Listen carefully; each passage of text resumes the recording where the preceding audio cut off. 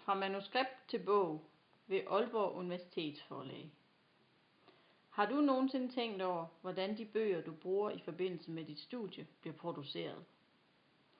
Forfatteren formulerer sine tanker, skriver dem ned og sender manuskriptet til forlaget. Forlaget skal sikre, at den faglige kvalitet er i orden. Derfor kontakter de en fagfælle, der læser manuskriptet igennem og vurderer det. Hvis afgørelsen er, at manuskriptet kan udgives uden rettelser, bliver det sendt til korrekturlæseren.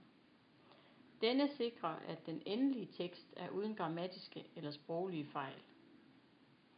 Derefter er det grafikernes tur. Hun sætter teksten ind i et passende layout, designer bogens omslag og genererer de trykklare filer, som kan sendes til trykkeriet. Dette er en forenklet forklaring af processen, da der ikke er to bøger, der er ens. Nogle gange kræver manuskriptet rettelser eller revision efter fagfællens vurdering.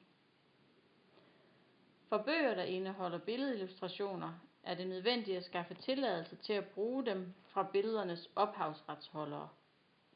Desuden er det vigtigt at holde styr på økonomien, fordi alle disse ting koster penge. Hvordan finansieres bogens udgivelse? Er det et af universitetets institutter, der betaler omkostningerne, eller er der andre ressourcer? Hvis alt går som det skal, ankommer endeligt en palle af frisktrykte bøger fra trykkeriet, leveret af en fragtmand. Forlaget kan nu registrere den nyudgivne bog i forskellige databaser. Dette sikrer, at bogen er synlig og kan bestilles af boghandlere og biblioteker. Men det er ikke nok, for der er mange bøger i en database. Der skal skabes opmærksomhed om den nye bog. Derfor sendes anmeldelseseksemplarer til relevante tidsskrifter. Her får bogen forhåbentlig en god anmeldelse, hvilket kan være med til, at du som læser får lyst til at købe bogen. Eller du får viden om den nye udgivelse, fordi du har modtaget vores nyhedsbrev, eller du har læst om den på vores Facebook-side.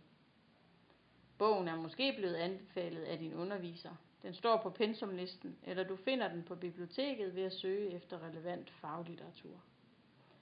Uanset hvad, er det en lang proces, inden forfatterens tanker når dig som slutbruger.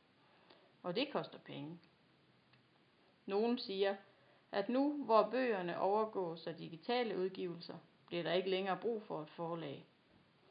Det er rigtigt nok, at der ved digitale udgivelser er en del besparelser på tryk, transport og lager.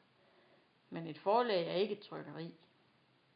Et forlag står stadigvæk for en lang udgivelsesproces, der resulterer i, at du som læser kan benytte en kvalitetsudgivelse, enten som fysisk bog eller i form af en e-bog. I mange tilfælde er begge dele tilgængelige, og det koster penge.